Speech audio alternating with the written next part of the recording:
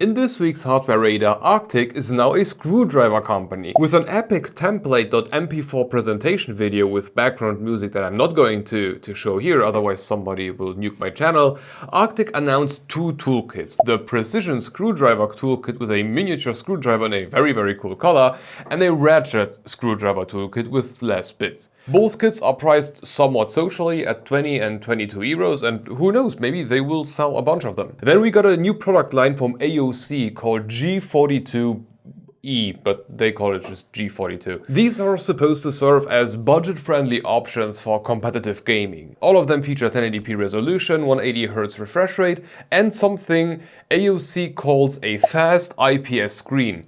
Whatever the hell that means. There are three different sizes, almost 24 inch, 24.5 inch that AOC is just casually rounding up to 25, and 27 inch. The goal of all three of them is to bring 180Hz high refresh rate panels to the masses without making them pay like hundreds of euros.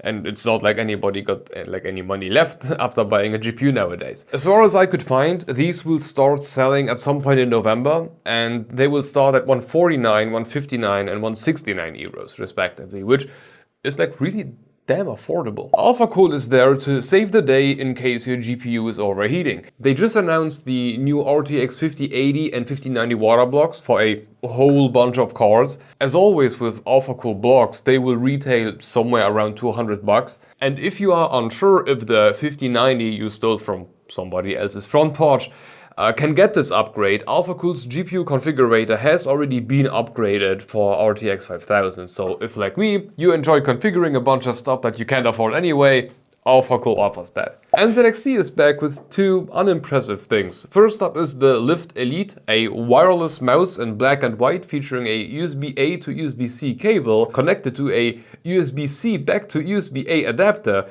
to fit a USB-A wireless dongle. Lost track of what the hell is going on here? It's okay, me too. Apparently the 57 grams ultra lightweight mouse, yeah, I can see how they got rid of that weight. Anyway, the mouse charges the up to 70 hours runtime via USB-C, but the wireless dongle is USB-A driven, which still doesn't explain why that extension adapter exists in the first place, so let's just get to the next topic. The Function Elite, a smaller 10 keyless keyboard with NZXT's magnetic switches. It exists in black and white, pumped with so much RGB I can't even come up with a joke about that, and it is going for around 200 bucks. Oh, and it has an adjustable actuation point, which is kind of the one cool thing about it. Because RTX 5090 chips are just like too big to handle, Grizzly had to re-release a new form factor for the Kryosheet. The new replacement sheets for your thermal paste are now 44 by 37 millimeters big, so that they can fully cover the GB202-300A1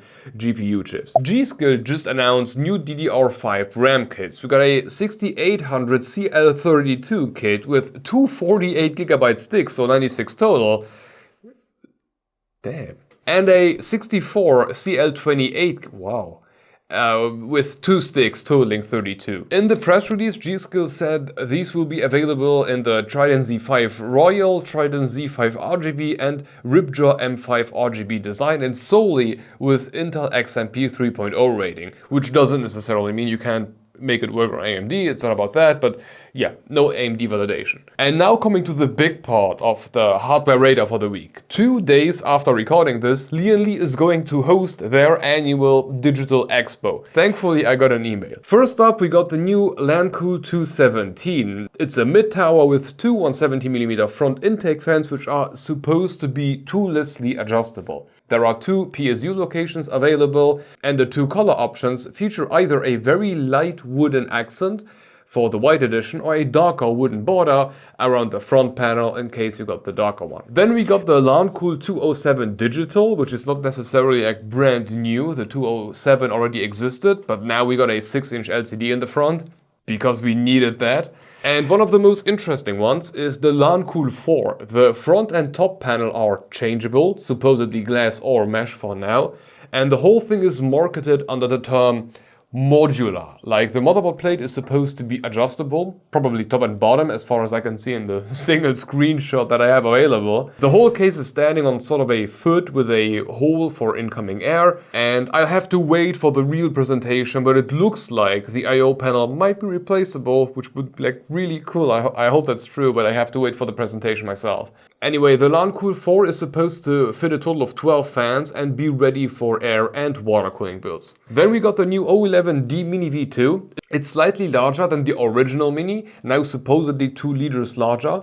The I/O panel can now be moved to the top or left at the bottom, and the bottom intake fans are now angled at 10 degrees to help the GPU cool down. And we got a new series of PSUs. The ORES series features a power cord that can be rotated 90 degrees towards the side of the PSU.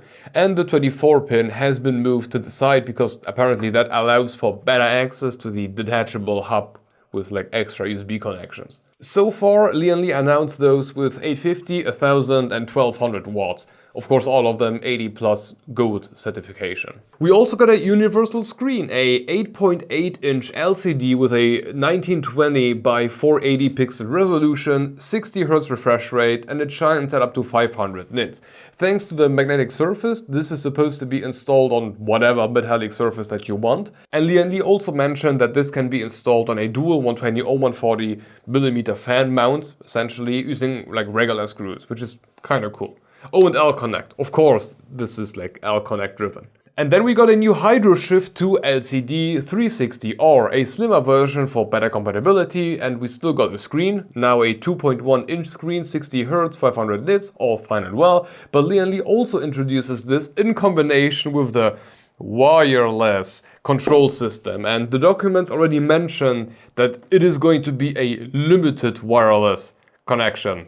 Whatever the hell that means, but it also mentions that you can just run on a cable. So we are fine. And to finish off this week's hardware radar, we got a new Unifan SL Infinity, now in wireless, which is exactly what you would expect. SL Infinities, but with a wireless dongle. I'm happy about that. And this should be everything for this week's hardware radar. If I forgot something or you want some other company to be added to my radar, feel free to comment down below. Oh, on a side note, we have a Discord server, so if you want to join, the link is down below. And we got channel membership, so if you are planning to sell your soul for an RG poop emoji, that's one way to go. But if not, I'm also releasing the content to all members 2 or 3 weeks in advance.